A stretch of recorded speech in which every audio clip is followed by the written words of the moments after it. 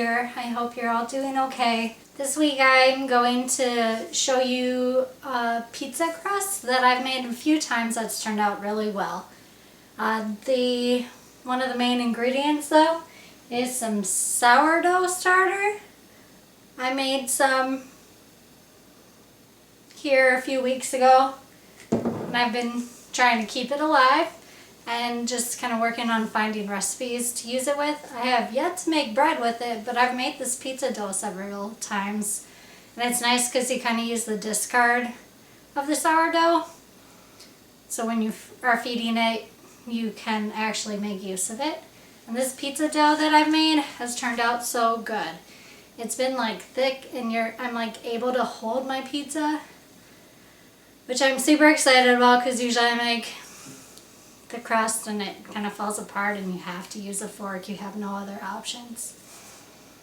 So I'm super glad that I was able to find this, and it tastes pretty darn good.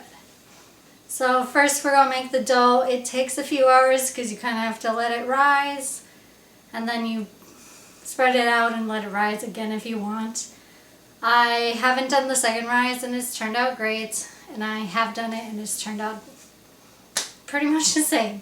So it's all up to what your preference is, but that first rise you do need. So I'd say at least 2 hours. I'm going to just make it here quick for you, and then I'm going to stick it in the microwave because I don't want the cats to eat it, and they like to climb on the cupboards. And I'm just going to let it sit there so that it can rise for 2 or 3 hours probably. Since it's warm enough today, I don't think I need to worry about it taking too long. First, you measure out how much sourdough you need. I fed my starter the night before with a cup so that I could just use it straight from the starter. You can also save the discard and use it that way, which is a great repurposing method.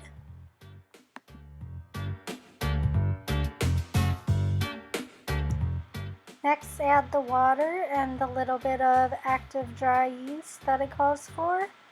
I used whole wheat flour, by the way, but you can use whatever type of flour is your favorite.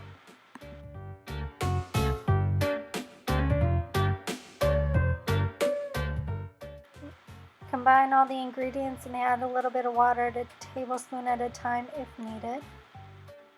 Here I am kneading the dough. If you have like a high-speed mixer that has like a dough hook, that would be ideal to use.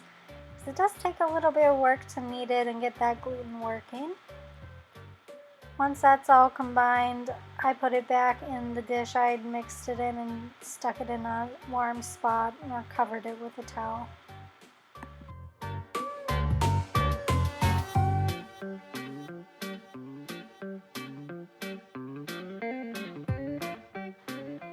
Here I am stretching out the dough to get it to fit my pan. You can also just use an aluminum pan if you don't have like a pizza stone.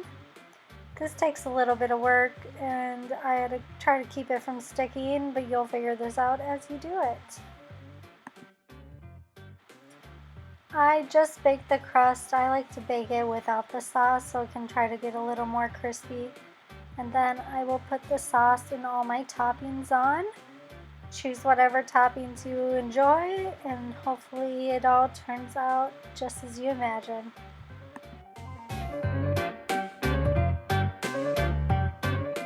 And if you're like me and you like everything spicy, add some red pepper flakes on top for that extra kick.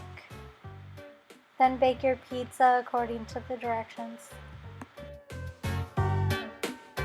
So pizza is done and actually cooled enough where I can probably eat it, which is exciting.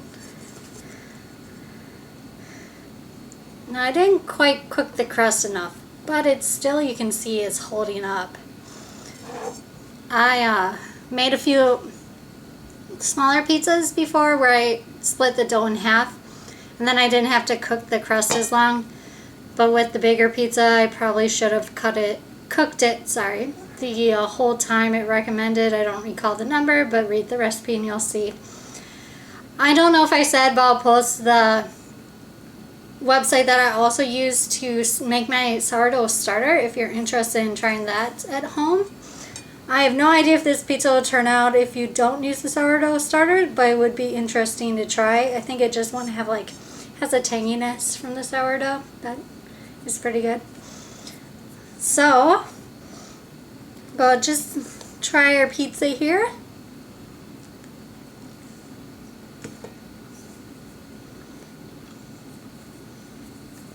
It's really good, guys. I'm definitely going to have a few leftovers here, but that's what you make pizza for, especially when you live alone. I'm definitely going to make this again. I really, really, really like it, and it's actually a pretty easy recipe. I think the hardest part is deciding what vegetables to put on top. Explore, do different things. You can put cheese or well, vegan cheese or whatever you want on top, I guess, to make it your own personalized pizza. Thanks for watching. I'll see you guys next week.